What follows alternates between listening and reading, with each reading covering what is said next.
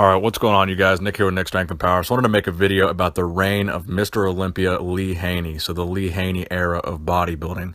So Lee Haney is an 8-time Mr. Olympia champion, and that is the record of most Olympias won. So he is tied with Ronnie Coleman for having that 8-time Mr. Olympia title record. But the cool thing about Lee Haney's reign is the fact that once his reign began, after he won his very first Mr. Olympia competition, he never lost an Olympia from that point forward. So Ronnie Coleman, even though he won 8 Olympias, there were 2 Olympias towards the end of his career where he placed second in 2006 and where he placed fourth in 2007. But Lee Haney just won every single Olympia until he retired, and he basically retired undefeated. So the year that he retired was actually, he was only 31 years old. So I believe at that point in time, he was the youngest Mr. Olympia to ever retire. 31 years old in today's bodybuilding scene is a very young guy, typically getting started in the IFB. So 31 is an insanely young age to retire from bodybuilding, especially having already won 8 Mr. Olympia titles at the age of 31. Some people speculate that he could have gone on to win a lot more Olympia competitions, but the year that he retired was 1991, and that was the year that Dorian Yates was hitting the scene, and Dorian had placed second to Lee Haney that year. And the following year in 1992, that would begin the Dorian Yates era, where Dorian Yates would win all his Olympias. So Lee Haney's era was basically in the 80s and the early 90s. So this era was between the Arnold era and the Ronnie Coleman era and the Yates era. So the Yates era kind of marked the beginning of the mass monster era, and that was about in 1992. And the Arnold Schwarzenegger kind of classic physique era, Arnold's last Olympia was in 1980. So from 1980 to 1984, which is the first year that Lee Haney won an Olympia, that was kind of a gray area in the sport, kind of figuring out what the judges wanted to see, kind of figuring out where bodybuilding was headed, and then that began Lee Haney's reign from 1984 to 1991. So the early 80s, there was a couple different Olympia champs, including Chris Dickerson and Samir Bannout, and of course Franco Columbu in 1981, and then we had Arnold in 1980. So the early 80s, there was just a couple different guys winning. No one was really, on top of the world in terms of winning the Olympia. Then Lee Haney came along and just had this dominant streak, like I said, from 84 to 91. So Lee Haney turned pro after winning the 1982 NPC Nationals competition. So this is an important competition because at this competition, he placed first, and the guy who placed second was Matt Mendenhall. So a lot of people believe that Matt Mendenhall was the greatest bodybuilder to never turn pro. He had one of the greatest physiques of the 80s, and that defeat by Lee Haney was one of the things that really set him back in his career because he was really, he was moving forward pretty fast. Then he got to 1982.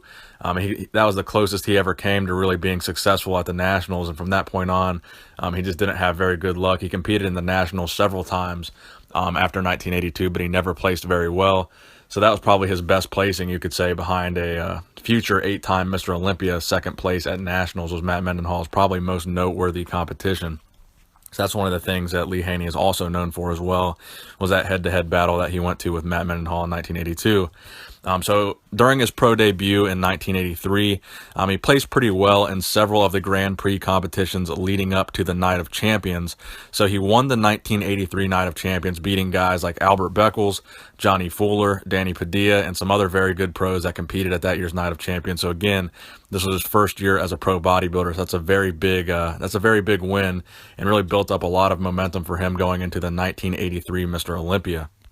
So the 1983 Mr. Olympia would be the only Mr. Olympia that he would compete in and not win. So in 1983, Lee Haney's first Olympia appearance, he would place 3rd place. Samir Bannout won that year, and Muhammad Makawe took 2nd that year.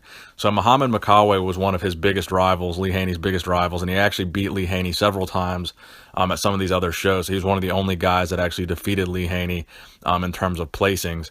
So some of Lee Haney's other rivals included Rich Gaspari and also Lee Labrada. So those are some guys that placed second to him at several Olympia competitions, and I'll get to that in a minute. So fast forward to 1984, so that was the year that he won his first Mr. Olympia competition, and he was only 24 years old. And that year, Muhammad Makawe took 2nd place. He also won the 1985 Mr. Olympia the following year. Albert Beckles took 2nd place. In 86, 87, and 88, Lee Haney won, and Rich Gaspari took 2nd all 3 of those years. So a lot of people know that they were training partners. Rich Gaspari and Lee Haney were training partners, but they were also pretty good rivals at the Olympia competition because Gaspari was really right on his heels for a period of time, kind of chomping at the bit to win that Olympia. And then from 1989, 1990, Lee Labrada took second, both of those years to Lee Haney. And 1990 was also the first year that a Mr. Olympia competition was ever drug tested. So I've got a video about that on my channel as well. The first ever drug tested Mr. Olympia in 1990. And then in 1991 was obviously the beginning of Dorian Yates. That was the year that Dorian would take second to Lee Haney. And then the following year, like I said before, Dorian Yates would win and his Olympia streak would start. So Lee Haney's competitive stats, he was 5'11". In the off season, he was 260 pounds. In contest condition, he was about 248 pounds. His bicep measurement was only about 20 inches, and his waist was about 31 inches. So again, the Lee Haney era was kind of before the mass monster era. 20-inch biceps are big, but nowhere near compared to what the mass monsters we see today have. So he was like right on the edge of being on that mass monster era, but right past the era of the classic physique. So he was kind of in the middle of those two eras. So a lot of people say he retired because he was afraid of losing to Dorian Yates. But you've got to realize he had a wife and kids at this time. So I think maybe he just wanted to go take care of his family. He had already won 8 Mr. Olympias, which had broke Arnold Schwarzenegger's record at the time, which was previously 7 Mr. Olympias. So he probably figured he's done everything that there is to do in the sport. There's no reason for him to keep competing. He wanted to spend time with his family. So I don't really think he was so much afraid of Dorian Yates as he was done competing and wanted to be with his family. So please give the video a thumbs up if you enjoyed it. Please subscribe to my channel if you have not subscribed already. Nick Strength and Power, signing out.